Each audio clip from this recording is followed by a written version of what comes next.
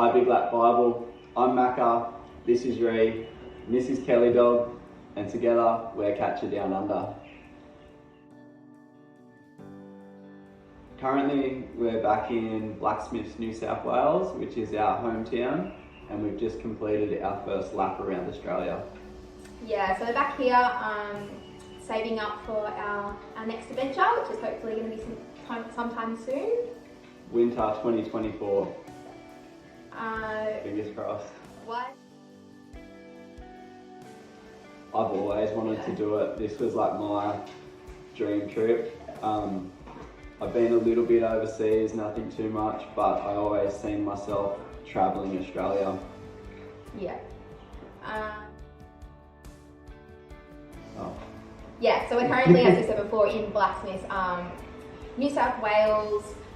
Yeah, we probably will be here until, like Macca said, winter 2024. Then we're hoping to head back over to WA.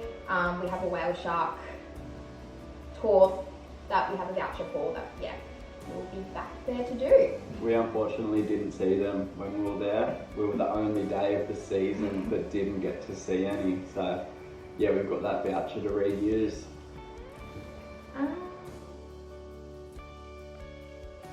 It was, kind of still is, a 2012 Volkswagen Transporter. However, within 1 week of being at home, we've just purchased a 2010 Mercedes Sprinter 4x4 high roof medium wheelbase. Yeah, so the next time that we travel, we'll be leaving in the Sprinter. Just needed a stand up room. Cooking inside, yeah. So yeah, we're really excited to get that on the road. Hopefully just do some weekend getaways in the meantime. And 3 seats, so, you know, in case something happened. As for our old setup, we had our pantry, clothing box, and bed space. A 60 litre King's fridge, storage underneath with 2 drawers, and an arc pack, and that is basically exactly what we used. We had a 50 litre PVC pipe shower tube,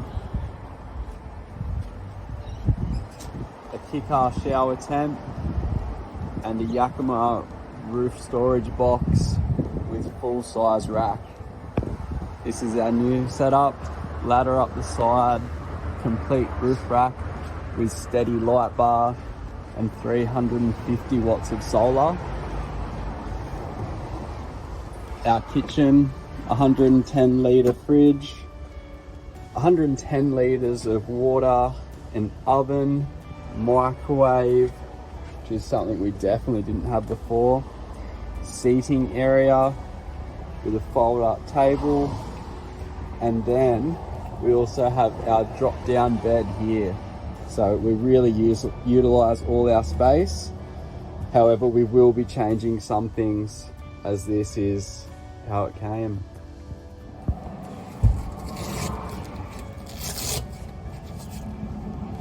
So I'm just going to back towards you. Yeah.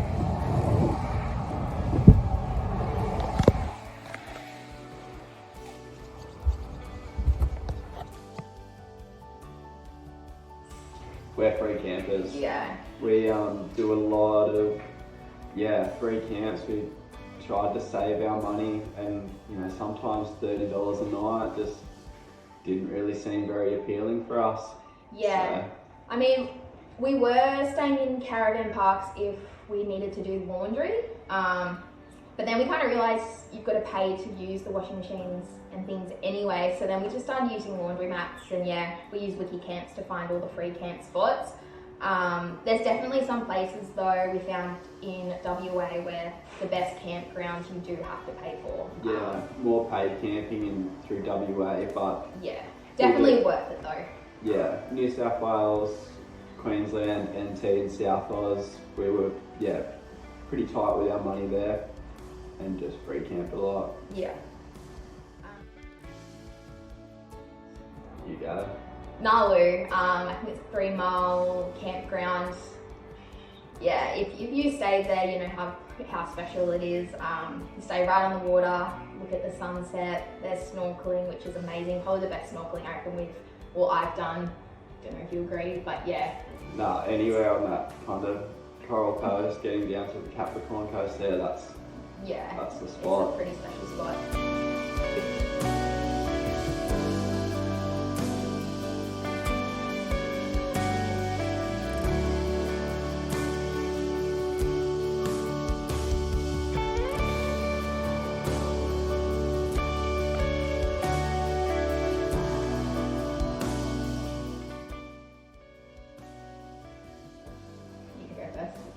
The best spot? Yep. Place you've been. That secret spot that was just said before, that's kind of, it's just got everything that really suited what we do.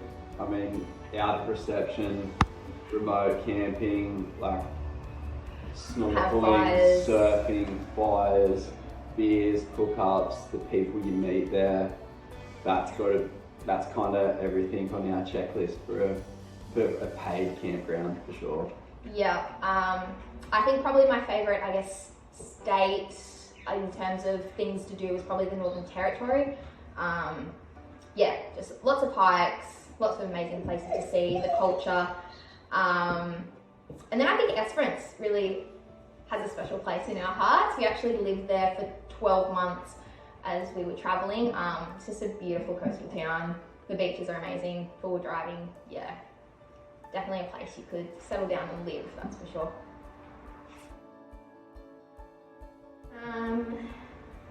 Is there a place you won't go back to? I have one. Yeah. Monkey Maya. Maya. Yeah, if you were paying to stay at the actual resort place, I think it's definitely worth it. But we didn't. So yeah, I think there's more nicer beaches to go to that you don't have to pay for. Yeah, that would be mine. I wouldn't say anywhere. Go anywhere, do it all, experience it. I think I want to do the Gib. That's something we missed out on this time around. We just, yeah. Just leave up. Yeah, mine is Tassie. Yeah, the hikes in Tassie look amazing. Can't wait to get there. We actually haven't done Victoria or Tassie as of yet. Sorry, Kelly dog. But yeah, can't wait to go there. Yes. When we first left, we didn't have Kelly. We did Queensland, Northern Territory, South Australia, and a lot of WA. Yeah. Without Kelly. I think definitely a pet does restrict you on the road. Yeah, it makes things not harder, but in a way, like it's a different lap altogether. Yeah, we kind of wanted to do most of the national parks in the states that we went to before we got a dog. Yeah. Obviously there is options in regards to pet boarding and whatnot. Yeah. However, we got a puppy on the road, so we were like, and a Kelpie. Didn't want to part ways. We love her. She's our pooch. Yeah, and I think it just kind of it slows you down as well. It makes you make use of the bad weather because you still got to stop and you got to walk and things like that. Yeah, it helped us slow down for sure. Yeah.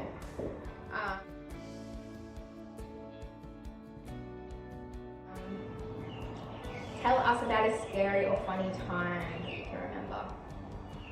There's only one that really comes to mind, and it was like real early in our trip.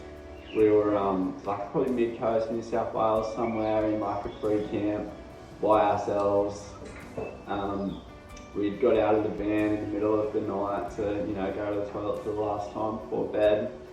And Rhi here swears she saw someone or something. A dog was chasing us. She thought something, so like she's ran back to the van, and then I was like, well, I'm not gonna be the loser here, so we both ran back to the van, slammed door, Yeah, locked Paul the jumped door, in there. and then just laughed. Yeah. As if it was something or not. Yeah, but he still doesn't believe me that there was a dog chasing us, but you're not going to risk it. there was for sure. No way. But yeah, we haven't really had any like scary moments.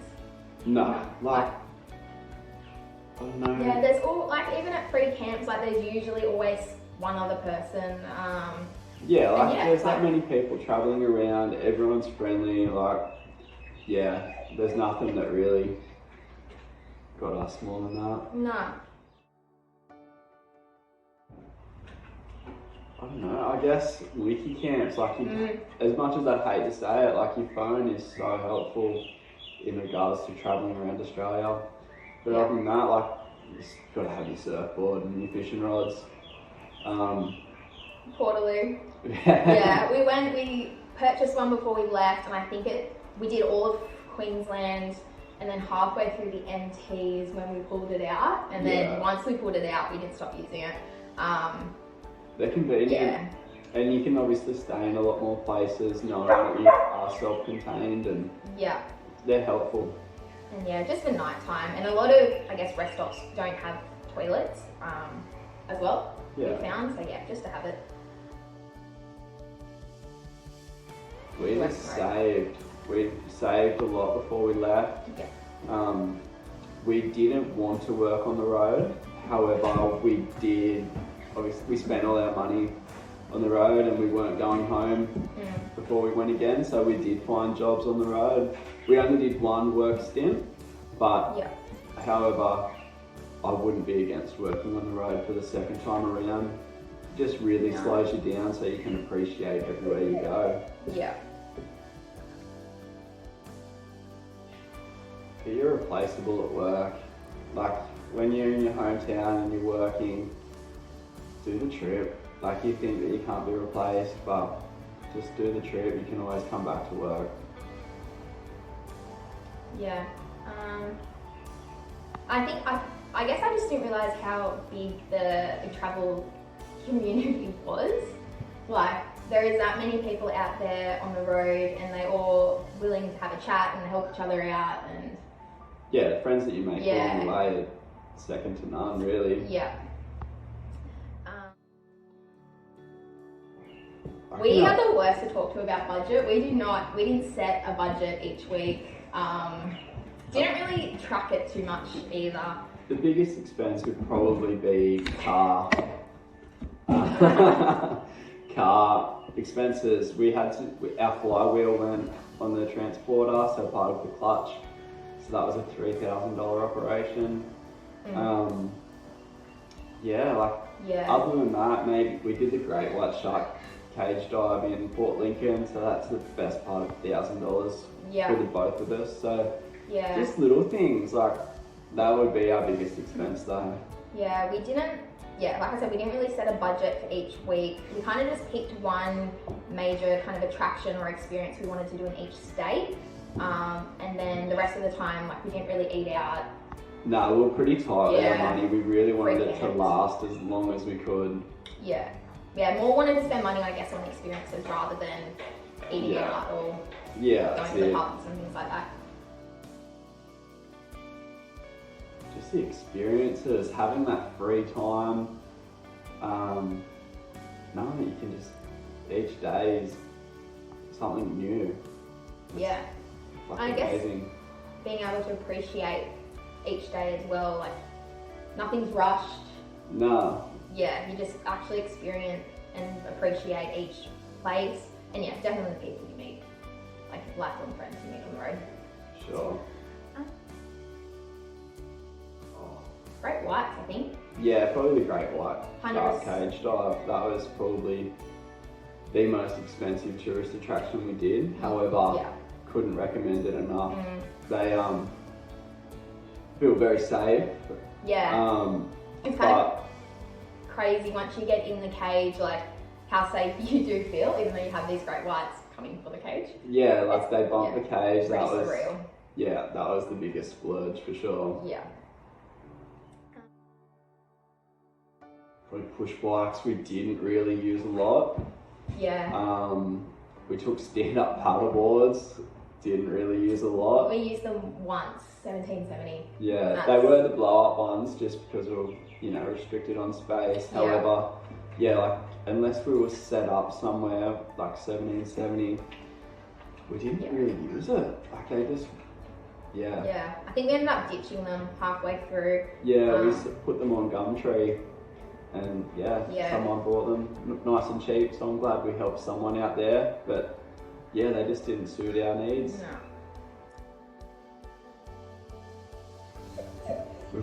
We were pretty good. I mean, we left at the start of COVID. Yeah, we originally left in the end of March, which we hadn't gone into our first lockdown yet in Australia, but it was definitely on the cards. So when we left, it was just kind of a really uneasy feeling. Like you weren't quite sure if you were doing the right thing or how long you were going to be travelling for. And we were actually sent home after a couple of weeks on the south coast of New South Wales. Yeah. So yeah, that was kind of the only like main, I guess, effect COVID had on us. Once we left in July and got into Queensland, we just kind of like timed it as borders either opened or that's right. Weren't really too effective. No, we did wait 3 months for the borders to open to WA. However, we spent that time in South Australia and it was amazing. Like, I could not say or recommend that state enough. There's so much to do there. It's beautiful. Just do it. Get out there and do it. Set a date and just go, because if you don't set that date, there's always going to be something back at home that you want to be there for, and you're just going to keep pushing it back. Don't worry about money. There's work everywhere. Like you just can make it work. There's opportunities for everyone. Yeah, I feel like nearly all of the small towns we went to were looking for work of some description. Workers. And I think don't be afraid to just go up and talk to other travellers. Yeah. I know when we first left, we were a little bit uneasy about doing that, but they're friends that you have for a lifetime. You have so much in common. And that's it. You're all doing the same thing. Just have a chat, reach out. Yeah. You won't get along with everyone, but the people you do get along with, you're all doing the same trip, heading in the same direction. Just do it. Yeah. Well, that's it. That's it. Thanks, Big Lap Bible.